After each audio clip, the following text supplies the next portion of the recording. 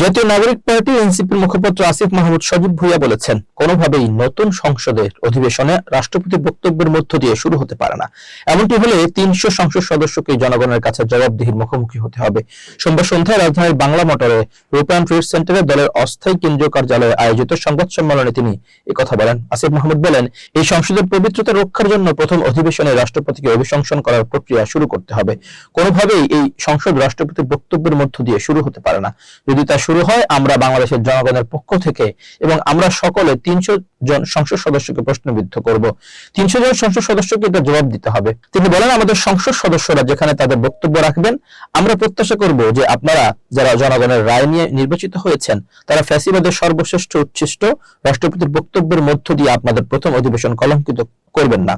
জুলাই সনদকে প্রশ্নবিদ্ধ করা হচ্ছে অভিযোগ করে তিনি বলেন, জুলাই সনদকে প্রশ্নবিদ্ধ করার চেষ্টা আগে থেকেই ছিল। ঐক্যমত্য কমিশনের আলোচনা চলাকালেই বিএনপির বিভিন্ন মহল থেকে আদালতের মাধ্যমে ভিন্ন পথে যাওয়ার ইঙ্গিত পাওয়া গিয়েছিল।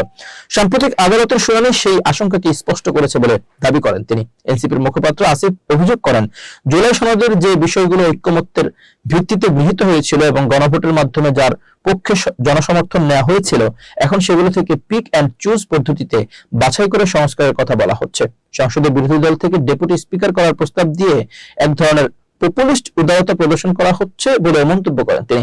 সরকারি দলের সংসদ সদস্যদের উদ্দেশ্যে তিনি বলেন, তারা যেমন সংবিধান সংস্কার পরিষদের শপথ নেন, অন্যথায় যে আদেশের ভিত্তিতে নির্বাচন হয়েছে সেটির লঙ্ঘন হবে এবং বড় ধরনের আইনি জটিলতা তৈরি হতে পারে বলে তিনি সতর্ক করেন। আসিফ মাহমুদের অভিযোগ, সংবিধান পুনর্লিখনের পরিবর্তে আবারও সংশোধনের পথে হাঁটছে সরকার। ১৯৭২ সালের সংবিধানকে রক্ষা করতে গিয়ে আগের মতোই দলীয় স্বার্থে কাটাছেঁড়া করার ধারাবাহিকতা বজায় রাখা হচ্ছে। তার মতে, জুলাই সনদের ভিত্তিতে একটি পুনর্লিখিত সংবিধানের সুযোগ নষ্ট করা হচ্ছে। এনসিপি একটি সুষ্ঠু ও নিরবিচ্ছিন্ন গণতান্ত্রিক উত্তরণের পক্ষে কাজ করছে জানিয়ে তিনি বলেন, কাঠামোগত সংস্কারের মাধ্যমে নতুন বাংলাদেশ গড়ার লড়াই তারা অব্যাহত রাখবে। সংবাদ সম্মেলনে এনসিপির সংস্কার বাস্তবায়ন কমিটির উপপ্রধান ও দলের যুগ্ম আহ্বায়ক সরওয়ার তুষার সহ কমিটির অন্য সদস্যরা উপস্থিত ছিলেন।